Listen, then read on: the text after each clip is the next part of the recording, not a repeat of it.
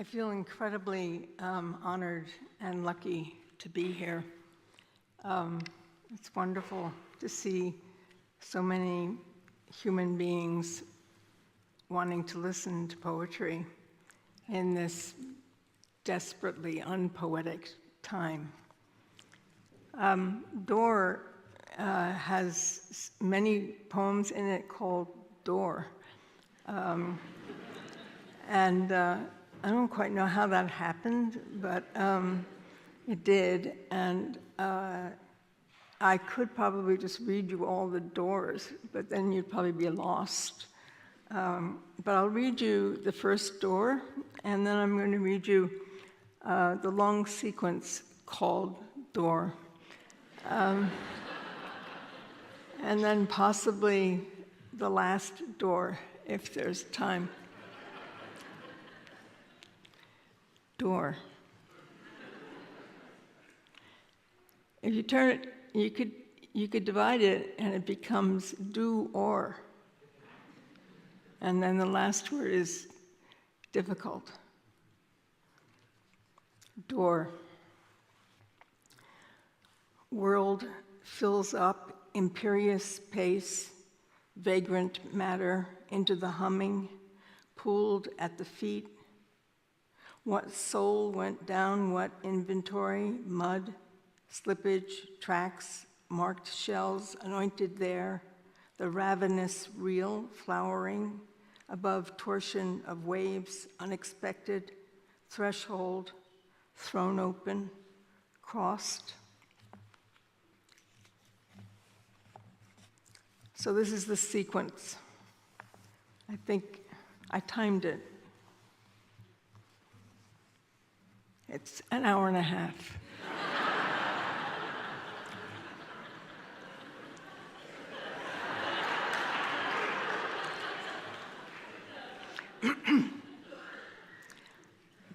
Door.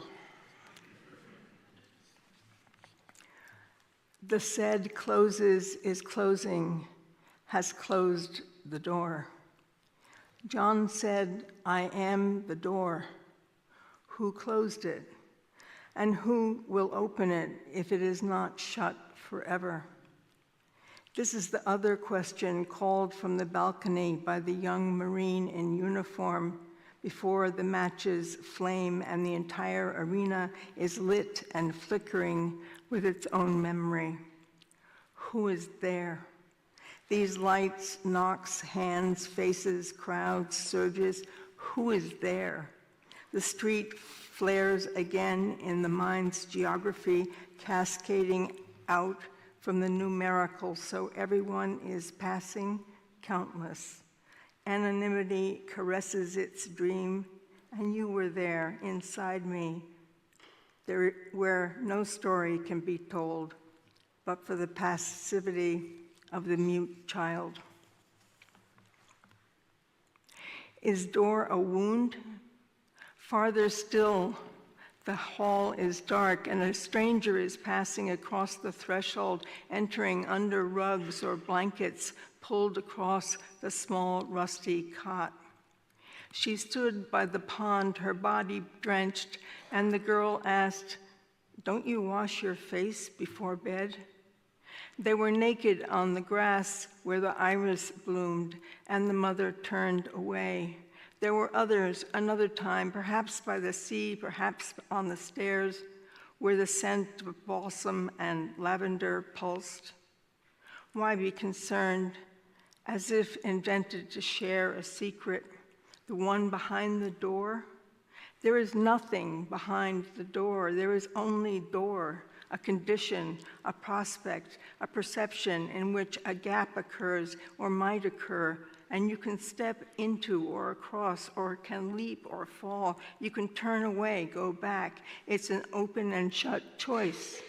It's a dare. The story is always a dare. What sorrow we have made, earth wounded, ready to quit. Where is the circle loved as we went around on the great horses riding up down, up, preparing, all the lit matches, all the weak lights flickering in the auditorium, the blasted church, the tree of trees. We sang along. Yes, and how many times can a man turn his head and pretend that he just doesn't see? There's no one in this clearing, and the deer gone from the hill onto yesterday's horizon. Some final animation presses down as at the end of a film, and everyone weeps for the lost child, for the dead doe. The flames are lavender and gold, licking at the charred edge of a log, as if there were no urgency. When can I use my gun? When can I shoot? A brute noise unsettles the open field. A drone tumbling across the sky, flagging its intent, and the unfolding wings of a telescope, flap, flap, hoarding space, only to crash into a holiday postponed for eternity.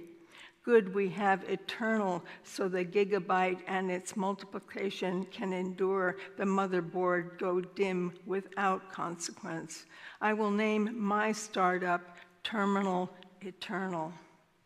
She got up from the bunk, damp, and walked across the field as the sun broke over a high ridge and its splinters radiated outward like transparent blades, and the air alive with atoms of her previously intact reception, her limbs and hair, her open mouth, now only luminous breath, imminent and atavistic as a spell.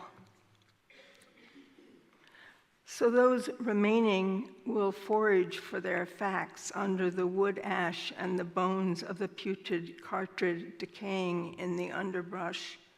The observed world will rescind its rights to observation, transitioned into the aperture of an uncanny, sightless eye careening through space with its lidded wings and enormous engorged desire.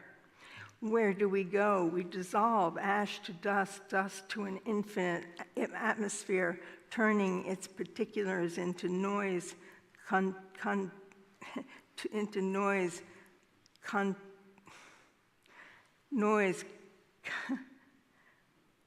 contamination, grace. And there are no numbers to calculate infinity. There is only infinity. Please do not address me as team. I am not a team. I have not joined a team. Please do not address me as friend. I am not your friend. I have never met you. Please find another way of counting on me other than asking for money. I don't understand money. It frightens me. Power frightens me. I'm not much good to you, dear faceless, voiceless, bodiless thing of the ask, dear solicitous encounter with no one. 106 ships backed up in the harbor and no market for the mediocre. Only the latest, greatest will do. I'm still waiting for Christmas ornaments. 5 cards command. Scratch and win. Forgotten discursive threshold, queasy opacity above, slick below, fool's gold of the chronic impasse between what is and what is not. Marauding, ravenous jays wearing the uniform of the sky plummet downward onto stones. My father is a blue jay, dead on the attic's floor. There was no early warning, no sea breeze. Now the future condemns all our heralds to chiding, indignant as crows, and the wind thrashes at our stare, and something leaks into the pond, some rust found on the metal cage, the saw's ragged edge. In winter, all our tools are silent. I know such reading perpetuates a stranded stale vocabulary before the listing algorithm tested our mutability in exchange for knowing the instrumental tally of our accumulated dread, our daily dead. The face changes, the heart stumbles onto a clearing, as in a painting whose surface is a pattern rendered as brilliant debris echoing across the landscape, carrying our beliefs. The layers are like a translucent cloth flowing outward, sailing almost into the deep folds of a sunset, its bloods spreading their wonder. And this is thought also, one under another, waiting, colliding, carrying all the partial images as on a breath, phantom, unless said. Mirage, smoke and mirrors, lies, what ails? What makes us want to stay asleep forever rather than awaken to morning's fortune as the door closes on our skit of promise, our storied enchantment, when we marched, hands outstretched, singing onto the field, and the words spilled into air like so many vagrant seeds carried across and down and into the river's bright agenda. Now flow coils into an obsidian hole, and an old rake hangs on the side of a fence as if to entice us back into an alignment, as if to alleviate the scheme's reckless anomaly, its mute consent passed from one to another like a masked kiss between lovers. Tenuous, the wire or thread or single line drawn across edge to edge or down to the wedge between frame and floor like a slip of moonlight, an apparition where the footsteps blur across and whatever is visible retreats into the animate whisper of fear. Who is there? Turning away or toward, not answering the door, not ever knowing who went out, came back, went, never came back. Tenuous, the sign with the name, the false resemblance. Writing is a form of thought. Thought turns away, unable to name its ancestry. Begin this imagining, pull together whatever is unspoken, trace, enigma, ghost plurality, the near and the other, the mongrel dog, and the brute brokers of unspeakable acts. Is speech action? Still the question haunting time, just when? Please conduct me to a place where there are no calibrations and no outcomes. I can hear the wind. It sounds the way I imagine an aura might sound, hovering just below sense, like an underpainting, never to be discovered, but which is alive with crimson, a wound or a mouth, a smile on the face of a stranger. The wind is louder now, but it has no word, and so no origin.